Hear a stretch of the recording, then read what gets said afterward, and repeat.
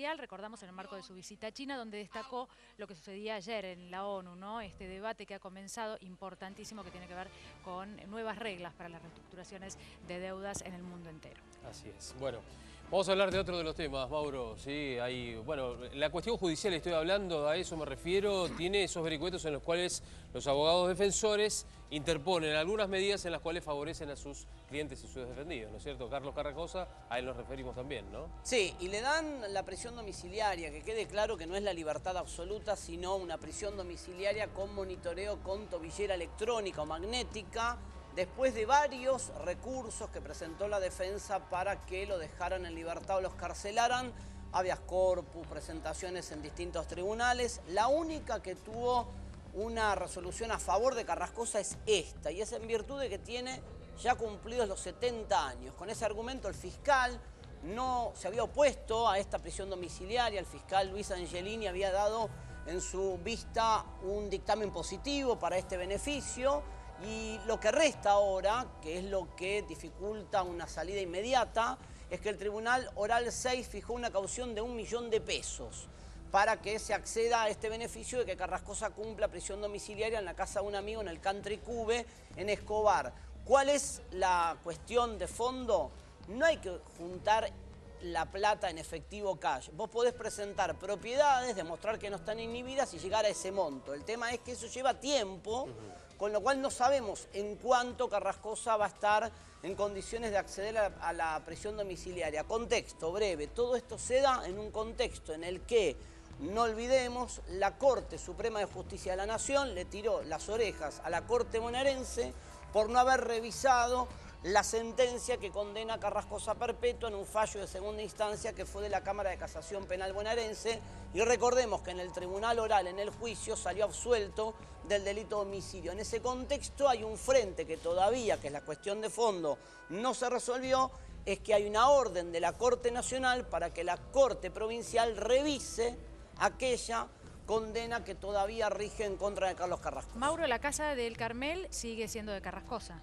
¿Sabes que no sé? Yo te pregunto porque Si se hablaba puede... de la posibilidad de que ya para este viernes Sí. se hiciera efectivo, ¿no? Esto que vos estabas explicando, y si la casa del Carmel, por ejemplo, estuviera a nombre de Carrascosa y siguiera bajo su titularidad, bueno, podría presentar esa posibilidad, ¿no? Él ya presentó otra, que es donde estuvo en su momento, que es en el barrio Cube, de un amigo de él de apellido Liñeiro, claro, va a ir ahí. Él ya presentó esa, como alternativa para la prisión domiciliaria. Pero bueno, pero la yo cuestión no te hablo de alternativa para dónde ir a vivir. por yo si te la hablo puede, como, si mañana puede... Como caución, claro, como esta garantía de 1 millón de pesos No te que él tiene que entendía, presentar. perfecta la pregunta. Sí, sabes que no sé, es una pregunta interesante, a ver si él está en condiciones de ofrecer la propia casa del Carmel, si es que es de él, no lo sé. Claro. Si no la vendieron y ya de otra persona. Bien. Bueno, nos vamos a ir a nuestro móvil porque justamente estamos con uno de los abogados de Carrascosa, Así ¿no? es, Fernando Díaz Cantón, allí está Guillermo Vera. Guillermo, buen día, contanos.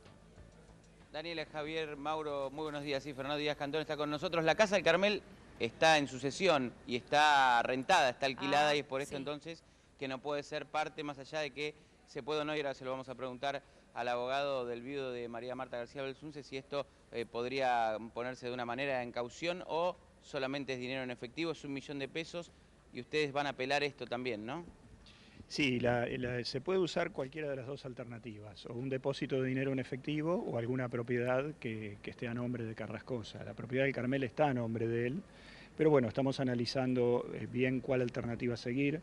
Él tiene un grupo de amigos que están tratando de hacer el esfuerzo para reunir el dinero en efectivo, más allá de que obviamente vamos a apelar esta decisión, porque si bien nosotros solicitamos la prisión domiciliaria de Carrascosa con una fianza real, o sea, estábamos dispuestos a aceptar una fianza real, nunca imaginamos que iban a fijar este monto, que nos parece totalmente exagerado y totalmente desproporcionado para los riesgos que en realidad hay que conjurar, porque no nos olvidemos que estamos ante una persona de 70 años sin la más mínima intención de fugarse, y ya lo ha demostrado a lo largo de todos los años que fue a las audiencias del juicio sin ningún tipo de restricción en su persona, y además cuando fue condenado en su momento a prisión perpetua estuvo en la casa de su amigo 24 horas esperando que lo fueran a buscar. Es decir, es el caso más claro de ausencia de riesgo de fuga. Por eso es que nos parece que 1 millón de pesos, más allá de que trataremos de reunir los fondos o bien de tratar de colocar una propiedad, es una exageración, y bueno,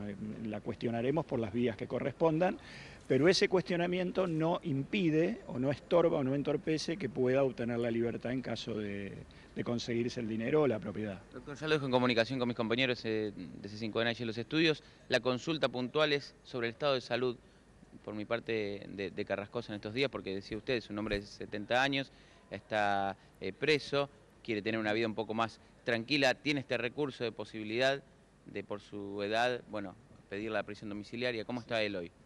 Bueno, él no es una persona que esté en un estado de gravedad actual, pero sí es un paciente, como dicen los médicos, con múltiples factores de riesgo, con un principio de enfisema, con hipertensión, con una enfermedad carotídea, obesidad, una compulsión al cigarrillo que, dada su situación de detención, es imposible para él dejar sin un tratamiento psicológico adecuado, que nunca lo tuvo intramuros. Entonces, la idea es que ahora, en un ámbito donde pueda tener un poco de paz espiritual, pueda afrontar esa compulsión. En fin, no es una persona que esté en riesgo de muerte actualmente, pero sí tiene todos los factores como para que los tribunales hicieran, junto con la edad, más el estado de salud, más esto que comentaba Mauro, de la reversión del proceso, no digo a foja cero, pero el fallo de la Corte ha hecho prácticamente que un proceso que estaba a punto de terminarse casi vuelva a empezar con una revisión integral de la sentencia condenatoria. Los dejo en comunicación con el doctor Fernando Díaz Cantón, compañeros. Doctor Díaz Cantón, ¿cómo le va? Buen día. Daniela Ballester y Javier Díaz los saludamos, también está Mauro aquí, que ya lo escuchaba. A ver, para ustedes obviamente es inocente. Y le vuelvo a hacer una pregunta que todos nos hacemos desde hace 12 años. ¿Quién la mató a María Marta? Para Carlos Carrascosa, su marido, el viudo.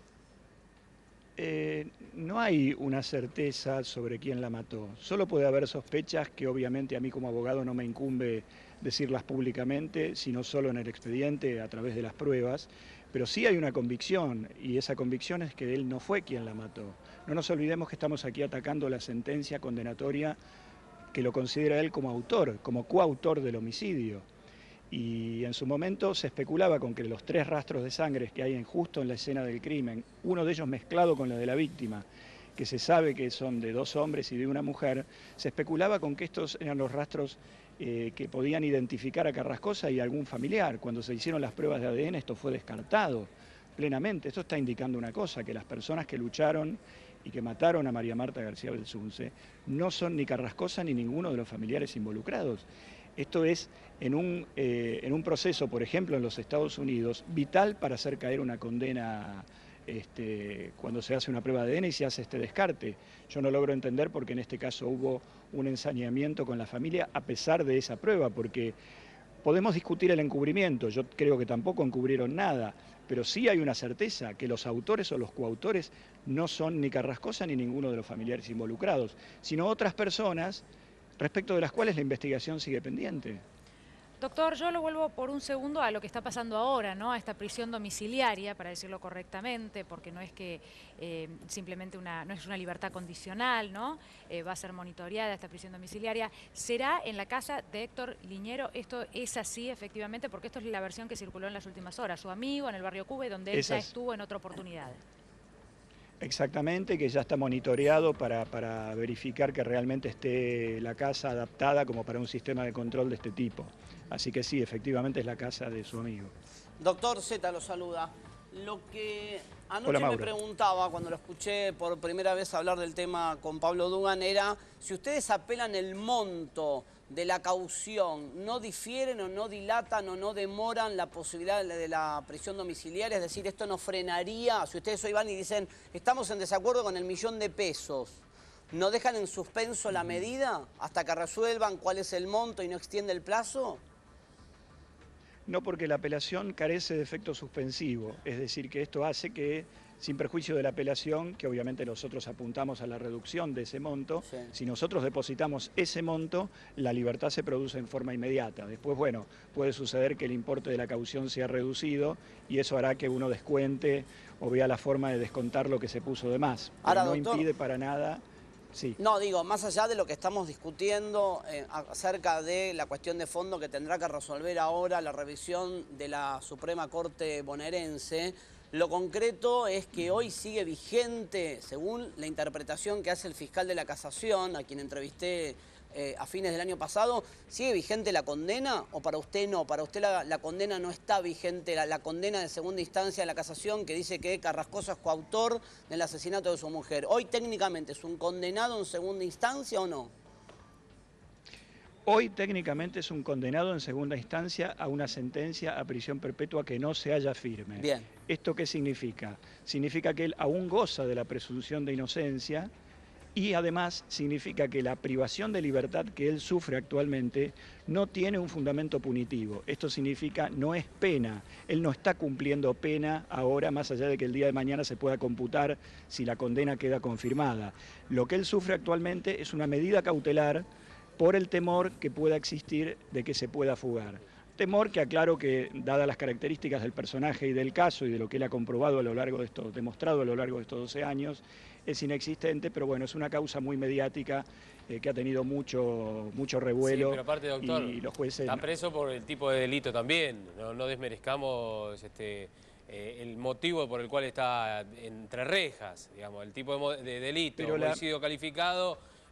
No sé cuántos habrá libres, estoy hablando, Pero la Corte Interamericana de Derechos Humanos tiene dicho, y nuestra Corte también, que la sola pena impuesta en una sentencia no firme, y es el caso, no es un fundamento suficiente bien, si no hay otros para mantener a una persona en prisión. Y si no, la prisión preventiva se transforma en pena. Ya lo sé. Y se anula el principio de inocencia. Perdóneme, doctor, le quería preguntar por esto. Sí. ¿Cuándo cree usted que primero van a efectivizar el pago de esa caución, de acá a cuántos días, y en ese momento del pago que se efectiviza, que la justicia lo analiza, tasa o...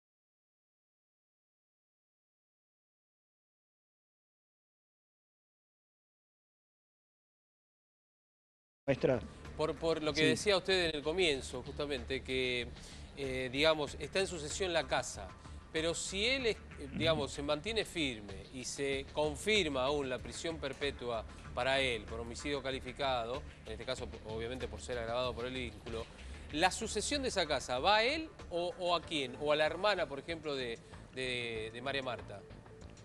Es que todos ellos han renunciado a sus derechos a favor del viudo. Es decir, que aquí la posible indignidad queda completamente desnaturalizada por el hecho de que los únicos herederos posibles han renunciado a su derecho en favor de Carrascosa. Es decir, que no tiene ningún sentido hablar aquí de causales que solo pueden ser opuestas por alguien que pretenda los bienes sucesorios, que en este caso no existe porque todos están de acuerdo, todas las personas posibles a heredar han dicho que corresponde que los bienes vayan a Carrascosa. Bien. ¿Qué pasa con el resto de la familia?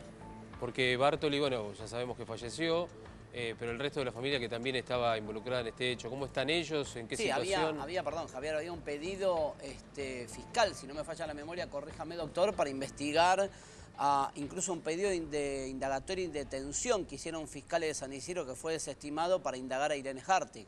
Corríjame doctor, como coautora. Efectivamente.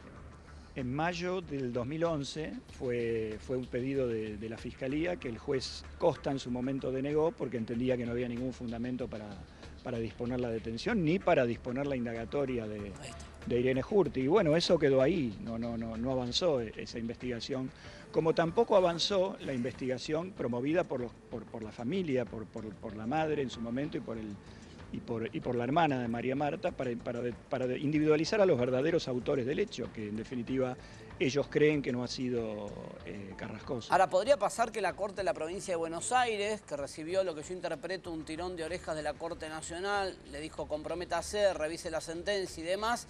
Podría pasar, doctor, también, ¿no? Estamos dando por descontado, creo, que la Corte Provincial va a decir, no sé, es inocente Carrascosa. Digo, ¿podría pasar que confirme la sentencia de la casación y que estemos discutiendo que le quedaría una única alternativa final en la Corte Nacional? Digo, esto puede pasar, que la Corte Provincial diga, confirmamos la condena.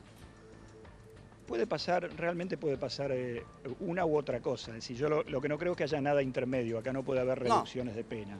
O se anula la condena y se dispone la absolución, o se confirma la condena y ahí quedará el remedio de la Corte Suprema de la provincia. Pero la verdad que creo que más allá de las cuestiones probatorias, los defectos probatorios de la sentencia de casación, que son enormes, en lo que tiene que ver con la autoría de Carrascosa, esos son enormes, comparado con cualquier otro caso que uno tiene a partir de los medios, uno se da cuenta, cualquiera se da cuenta que en este caso no hay pruebas suficientes para decir que fue Carrascosa quien apretó el gatillo 6 veces y mató a su mujer. No hay móvil, no hay nada, es decir, no hay nada de lo que puede llegar a ver en varios otros casos que uno puede ver en los medios. Y además hay un vicio procesal muy grande, que es que la casación condenó sin renovar el juicio oral, que eso es un defecto procesal muy grave, muy ostensible, porque cuando hay un recurso donde el fiscal cuestiona la valoración de la prueba, indefectiblemente la casación debe